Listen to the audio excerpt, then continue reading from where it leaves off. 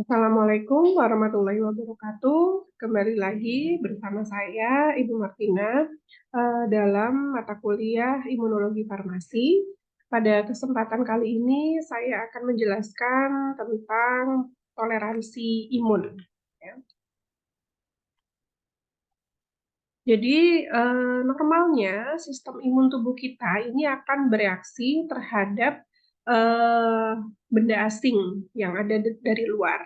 Ya, banyak sekali benda-benda asing itu merupakan mikroba, tetapi eh, normalnya kita tidak bereaksi terhadap antigen sendiri.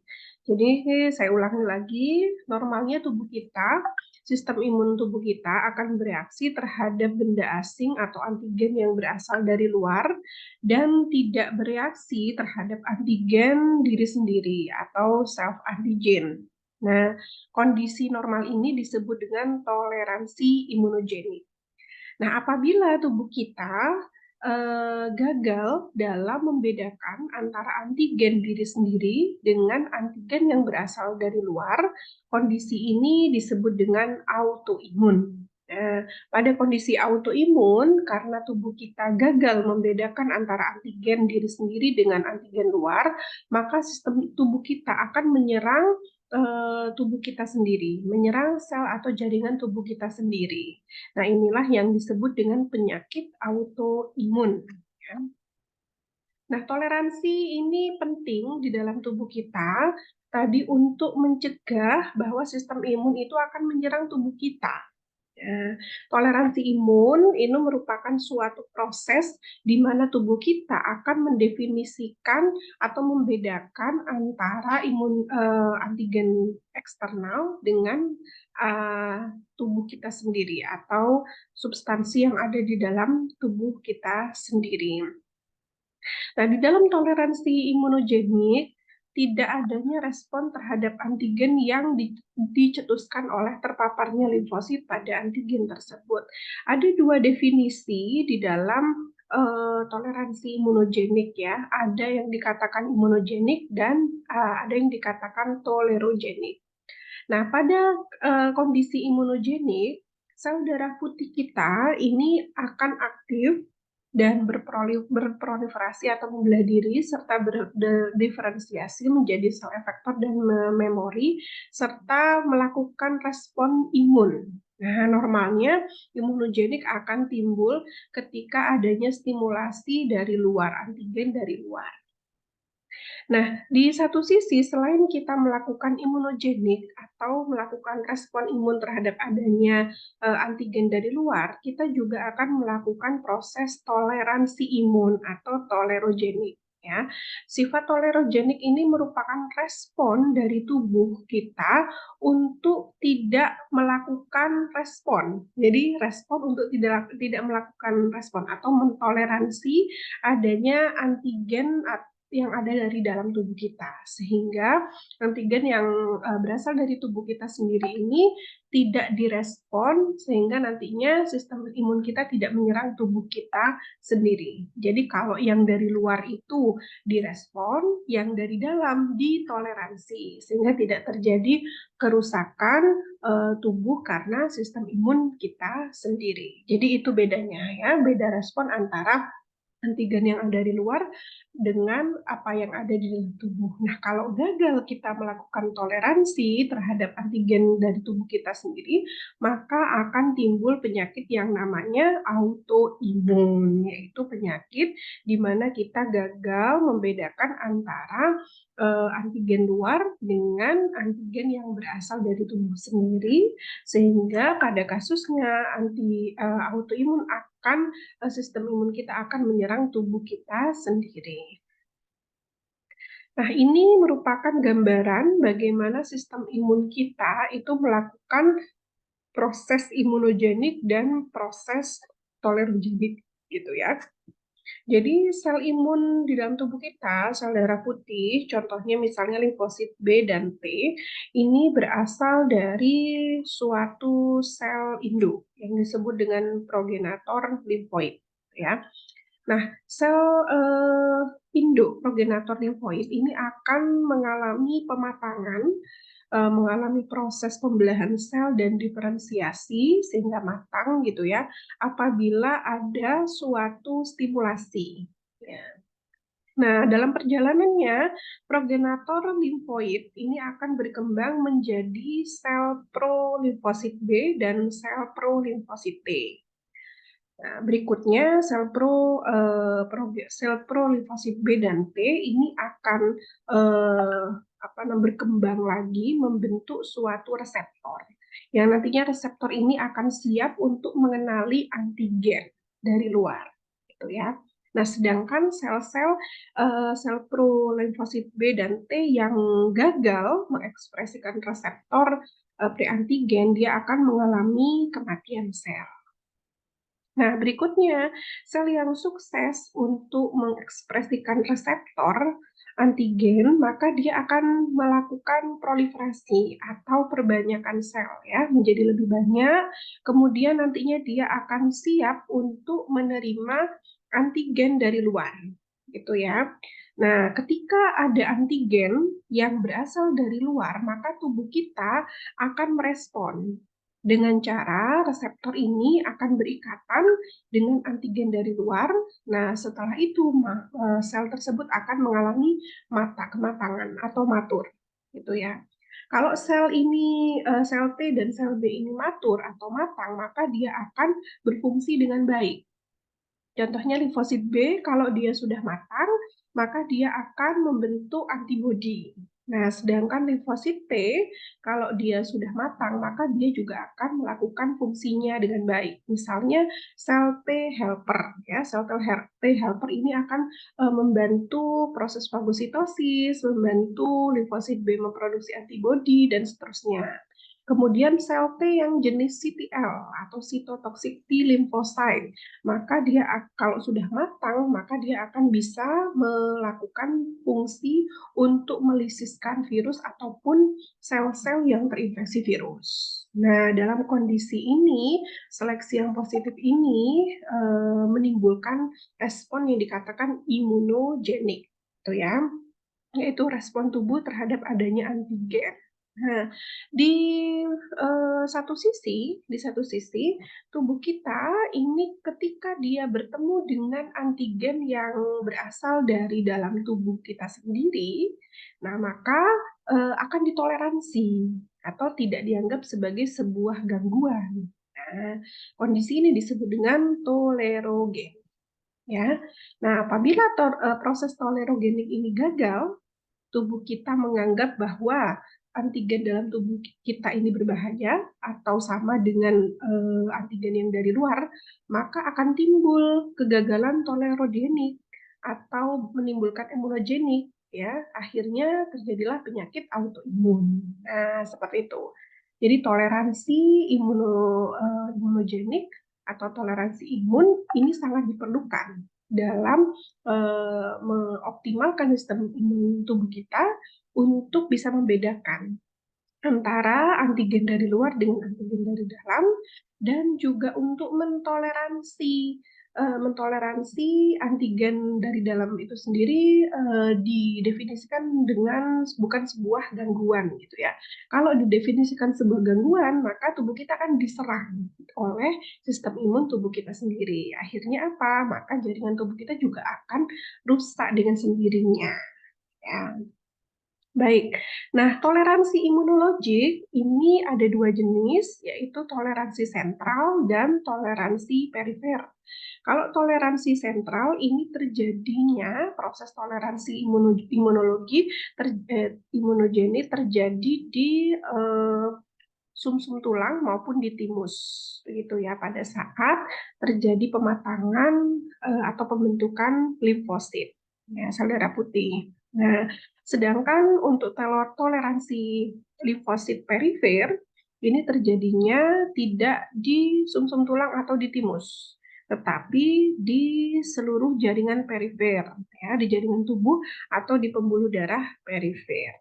Seperti itu. Nah, ini adalah gambaran mengenai toleransi sentral dan toleransi perifer ya.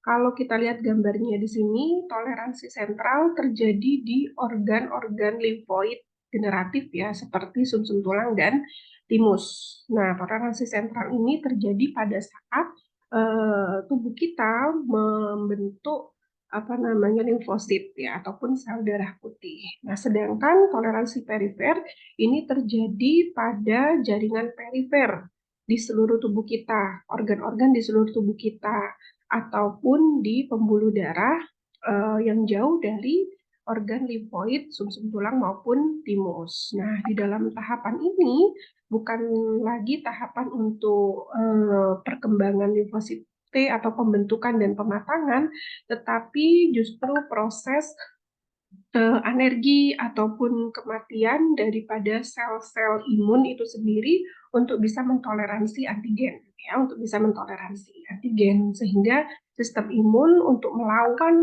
antigen tubuh kita ini tidak terjadi. Nah, itu bentuknya daripada toleransi perifer, ya. Nah, di dalam untuk penjelasannya di dalam tubuh kita itu ada yang dikatakan antigen internal. Nah, antigen internal ini disebut dengan auto antigen ya. Auto itu artinya sendiri, antigen adalah benda asing. Jadi auto antigen itu adalah benda asing yang diproduksi oleh tubuh kita sendiri yang seharusnya itu ditoleransi atau tidak dianggap sebagai suatu bahaya oleh tubuh ya.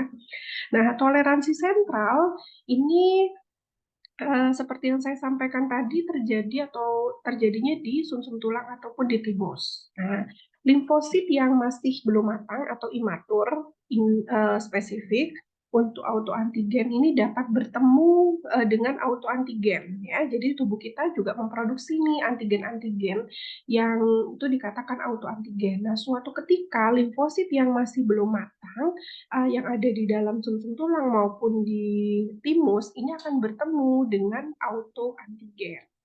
Maka di dalam kondisi ini, maka tubuh kita ini akan melakukan proses toleransi sentral, ya.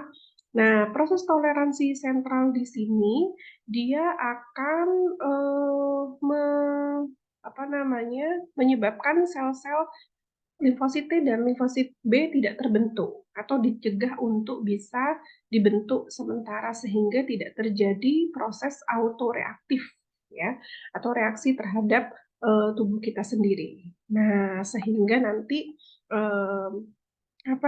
tidak terjadi respon imun yang akan menyerang autoantigen tadi. Nah, sebagian limfosit autoreaktif mungkin akan menyelesaikan proses maturasinya ya setelah dia tidak lagi merespon autoantigen, kemudian dapat keluar menuju jaringan perifer atau ada yang gagal di proses toleransi sentral, maka kemudian toleransi perifer ini dibutuhkan seperti itu.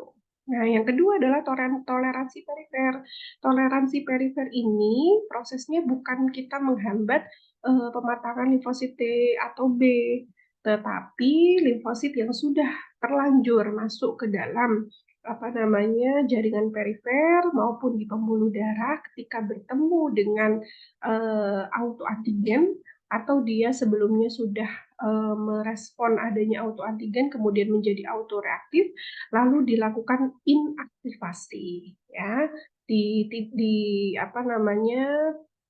kita tidak aktifkan ya limfosit yang sudah berkeliaran ini tadi ditekan aktivitasnya seperti itu. Dengan cara apa penekanannya? Bisa penekanan fungsi ya dengan sitokin yang ada atau apoptosis ya apoptosis. Nah, atau kematian sel. Ya, kematian sel diprogram oleh tubuh supaya limfosit T dan B yang terlanjur autoreaktif terhadap autoantigen ini kemudian tidak sampai menyerang tubuh kita. Nah, itulah yang terjadi pada proses toleransi baik di sentral maupun di perifer. Nah, dalam proses ini ada yang dikatakan dengan apoptosis atau kematian sel yang diprogram memang dibutuhkan dan anergi. Ya. Nah, jika sel T mengenali antigen tanpa kostimulasi yang kuat, nah maka reseptor sel T dapat kehilangan kemampuannya untuk memberikan sinyal aktivasi. Atau sel T dapat mengikat reseptor penghambat, misalnya sitotoksik T limfosit atau CTLA4 yang menghambat aktivasi. Nah, jadi proses anergi ini merupakan proses inaktivasi dari sel T. Ya, inaktivasi dari sel T. Nah, mengapa toleransi imunologik ini penting dilakukan, ya, atau dipelajari? Karena antigen tubuh kita sendiri atau autoantigen biasanya normalnya menginduksi toleransi. Nah, dan kegagalan toleransi ini akan menyebabkan penyakit autoimun. Dengan kita mempelajari bagaimana cara menginduksi toleransi pada limfosit yang spesifik untuk antigen tertentu, maka kita mungkin dapat menggunakan untuk mencegah dan mengontrol reaksi imun yang tidak diinginkan atau tidak seharusnya. Nah, ini bentuk-bentuk toleransi ya, baik itu di limfosit T maupun di limfosit B. Nah, toleransi limfosit T pada sentral atau di sumsum tulang dan timus, ini mekanisme utamanya adalah mematikan sel T yang belum matang sehingga dia tidak bisa menimbulkan respon imun atau autoreaksi. Kemudian yang kedua adalah membentuk sel T regulator atau Treg, ya. Nah, pada mekanisme kematian, induksi kematian sel T yang imatur, ini limfosit T yang belum matang atau belum menyelesaikan proses maturasinya dan berikatan kuat dengan antigen, autoantigen yang ditampilkan oleh MHC, ini diusahakan untuk mengalami apoptosis atau dimatikan, gitu ya. Nah, belum diketahui faktor apa yang dapat menyebabkan sel T timus akan mati atau menjadi Treg atau T regulator. Nah, mekanisme yang kedua yaitu tubuh akan membentuk yang namanya T regulator, ya, di mana T regulator ini nantinya ya akan mencegah autoreaktif daripada sel T. Nah, sebagian sel T CD4 imatur yang belum matang ini akan mengenali autoantigen atau antigen diri sendiri di dalam timus dengan afinitas tinggi, kemudian akan menjadi T regulator untuk memasuki jaringan perifer yang nantinya akan ditoleransi di perifer. Nah, ini adalah toleransi sel T sentral gitu ya. Jadi nanti sel T yang belum matang, kemudian dia terlanjur bertemu dengan autoantigen, dia nanti akan didelesi atau dimatikan autoantigen. Kemudian di jalan yang kedua, sel T yang belum matang tadi, kemudian yang berikatan dengan autoantigen, kemudian akan diubah menjadi T regulator, di mana T regulator ini akan masuk ke sistem perifer, yang kemudian nanti akan dikenali oleh sistem imun di perifer sebagai sel T yang sudah autoreaktif, yang kemudian nanti akan disusul dengan toleransi perifer, gitu ya. Nah, di dalam toleransi perifer, T energi ini akan dihambat ataupun dimatikan dengan proses apoptosis atau diinaktivasi secara fungsional atau kita sebut dengan anergi. Tuh. Nah, dengan adanya kematian sel tersebut, T regulator yang sudah autoreaktif membawa autoantigen, nah ataupun dia diinaktivasi secara fungsional dengan mekanisme anergi, maka autoimun akan bisa ditekan dan proses toleransi bisa terjadi, ya. Nah, ini merupakan respon toleransi sel T di perifer. Jadi, respon sel T normalnya ini memerlukan pengenalan antigen dan kostimulasi, ya. Ada 3 mekanisme yang dilakukan oleh tubuh untuk bisa melakukan toleransi di daerah perifer. Yang pertama, tubuh akan melakukan proses anergi, di mana proses anergi ini akan menginaktivasi T regulator sehingga tidak terjadilah penyerangan sel imun terhadap tubuh sendiri, ya, diinaktivasi sistem imunnya. Mekanisme yang kedua akan ditekan, gitu ya, akan ditekan, di mana T regulator ini akan menghambat ya sel-sel imun lainnya di daerah perifer untuk aktif, sehingga proses toleransi bisa terjadi. Dan mekanisme yang ketiga, T regulator ini akan menyebabkan delesi pada DNA daripada sel-sel sel-sel imun di daerah perifer, sehingga terjadilah kematian sel atau apoptosis. Jadi ada 3 hal yang bisa dilakukan pada mekanisme toleransi sel T, yaitu alergi, inaktivasi sel imun, kemudian penekanan sel imun yang lain di daerah perifer, dan yang terakhir adalah mekanisme delesi atau mematikan sel imun di daerah perifer.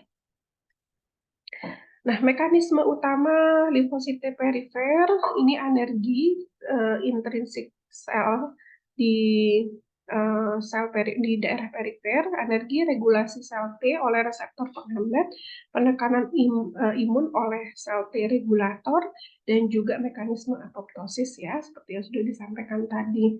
Anergi sel T menunjukkan pada ketidaktanggapan fungsional ya, jadi menurunkan fungsi sistem imun terhadap antigen diri sendiri, sehingga terjadilah toleransi terhadap antigen diri sendiri. Nah, mekanisme alergi, ketika sel T mengenali antigen tanpa kostimulasi, maka kompleks PCR T regulator mungkin kehilangan kemampuannya untuk mengirimkan sinyal aktivasi. Dalam beberapa kasus, hal ini berkaitan dengan aktivasi enzim ligase ubiquitin yang memodifikasi proses protein sinyal dan menjadikan mereka sasaran untuk menghancurkan intraselular oleh protease. Ya, jadi pada kasus alergi ini akan terjadi aktivasi enzim ligase ubiquitin, yang mana enzim ligase ubiquitin ini akan menyebabkan terjadinya penghancuran intraselular protease di dalam sel T atau sel imun, sehingga nantinya sel ini akan inaktif atau tidak aktif ya. Nah, pada saat pengenalan antigen autoantigen, sel T juga dapat memilah untuk mengikat salah satu reseptor penghambat yang merupakan keluarga dari CTL ya, CTL4 atau CD152 atau program sel death. Jadi dia nanti ketika berikatan dengan autoantigen, maka dia akan memprogram untuk bunuh diri seperti itu ya. Ini proses alergi sel T. Nah, kemudian regulasi respon sel oleh reseptor penghambat. Jadi, respon imun dipengaruhi oleh keseimbangan antara reseptor aktivasi dan reseptor penghambatnya. Nah, beberapa reseptor yang dapat menghambat ya terjadinya respon imun antara lain ada CTLA4 dan PD1 ya, yang sudah dijelaskan tadi pada mekanisme alergi gitu ya. Jadi fungsi dari CTLA4 ini adalah untuk menghentikan aktivasi dari sel T yang memberikan respon dan juga memperantarai fungsi supresif sel T regulator.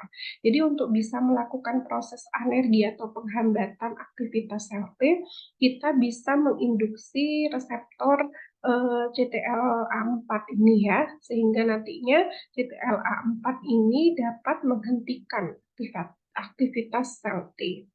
Lalu regulator yang kedua yaitu program DET1 atau PD1.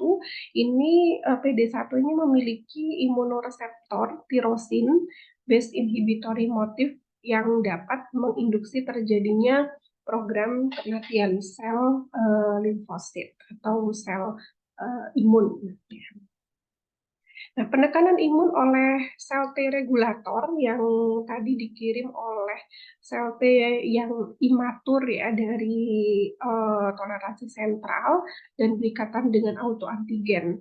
Sel T regulator ini berkembangnya di timus, kemudian dikirim ke perifer setelah mengenali autoantigen, lalu nanti dia bertugas untuk menekan aktivasi limfosit spesifik di daerah perifer ya. Mekanismenya nanti sel T regulator ini akan memproduksi sejumlah sitokin seperti interleukin 10 dan TGF alfa yang dapat menghambat aktivasi limfosit dan sel dendritik ya. Jadi sel T ini memiliki kemampuan memproduksi sitokin, yang mana sitokin ini nanti akan menghambat aktivitas dari limfosit. Lalu mekanisme yang kedua, T regulator ini juga akan mengaktifasi makrofag. Lalu sel T regulator juga dapat mengekspresikan CTLA-4 tadi yang dapat menghambat aktivitas sel-sel imun di daerah perifer. Kemudian sel T regulator berdasarkan tingginya ekspresi interleukin 2 dapat mengikat dan memakai faktor pertumbuhan sel T yang penting sehingga dapat mengurangi keterikatan sitokin dengan sel T yang memberikan respon. Jadi dia juga akan menekan respon imun dengan menekan sitokin pro terhadap terhadap respon imun seperti itu. Ini adalah perkembangan dari sel T regulator ya. Jadi sel T regulator ini memiliki fungsi menghambat respon sel T dengan cara mengirimkan sitokin-sitokin seperti interleukin 10 dan TGF beta ya, TGF beta. Kemudian juga mengekspresikan CTL4 tadi juga sama menghambat aktivitas daripada sel T. Nah, dia juga menghambat sel-sel imun lainnya yaitu seperti sel beta, sel B atau limfosit B yang menghasilkan antibodi dan juga sel natural killer cell ya.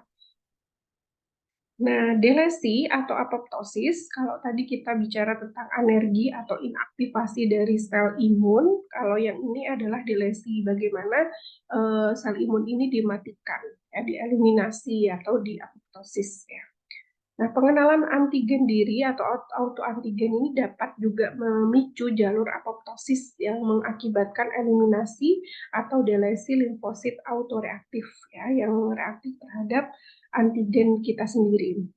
Nah, pengenalan antigen memicu produk protein proapoptotik pada sel T dan memicu kematian sel yang dengan cara menyebabkan protein mitokondria bocor dan keluar serta mengaktifkan caspase. Di mana caspase ini merupakan enzim sitosolik ya yang dapat menyebabkan apoptosis pada sel imun gitu. Kemudian pengenalan antigen dapat menyebabkan koekspresi reseptor kematian atau death reseptor dan ligan mereka, sehingga interaksi antara ligan reseptor ini dapat menghasilkan sinyal reseptor kematian yang berujung pada aktivase tadi enzim sitosolik yaitu caspase dan apoptosis. Ini adalah mekanisme apoptosis daripada limfosit T tadi ya, jadi sel T ini dia akan cenderung untuk melakukan aktivasi caspase yang nantinya akan menimbulkan apoptosis begitu ya.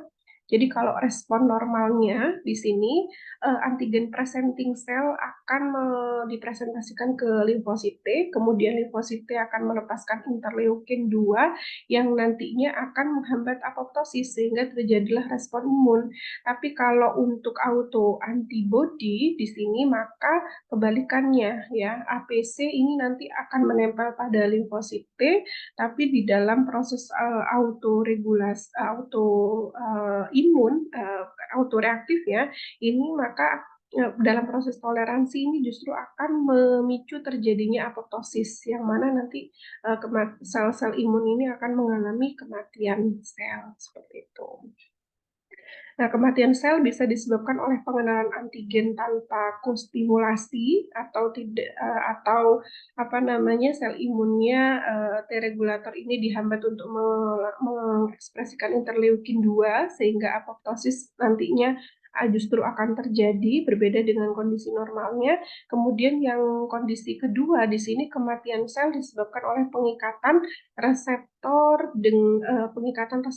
kematian sel yaitu PD1 tadi sehingga terjadilah apoptosis. Nah, berikutnya adalah toleransi limfosit B. Kalau tadi toleransi pada limfosit T, sekarang toleransi pada limfosit B, yang mana limfosit B ini fungsinya adalah untuk memproduksi antibodi, gitu ya. Nah, polisakarida, lipid, dan asam nukleat yang ada di dalam tubuh sendiri ini bisa berpotensi sebagai antigen. Nah, antigen ini disebut dengan autoantigen karena berasal dari tubuh kita sendiri. Kemudian polisakarida, lipid, dan asam nukleat diri adalah antigen yang tidak tergantung sel T yang tidak dikenali oleh limfosit T. Ini akan direspon oleh limfosit B, ya. Kemudian antigen-antigen tersebut bisa akan mencetuskan terbentuknya autoantibodi dari limfosit B. Seperti itu. Nah, protein diri mungkin tidak menimbulkan respon autoantibodi karenanya toleransi dalam T helper dan sel B. Seharusnya protein yang ada di dalam tubuh kita tidak akan membentuk autoantibodi kalau toleransinya normal. Tapi kalau toleransinya terganggu, kita mengalami autoimun, maka protein di dalam tubuh itu polisakarida, lipid, dan asam nukleat bisa menimbulkan autoantibodi. Diduga bahwa penyakit yang berhubungan dengan produksi autoantibodi ini misalnya lupus eritematosus sistemik, kemudian seperti diabetes mellitus tipe 1 ini juga termasuk autoimun gitu ya. Toleransi limfosit B ada yang sentral dan juga ada yang perifer ya. Kalau yang sentral ini sama terjadi di sumsum tulang ya, tapi kalau yang di timus tidak ya, karena pematangan limfosit B itu terjadinya di sumsum tulang saja. Kalau limfosit T tadi terjadi.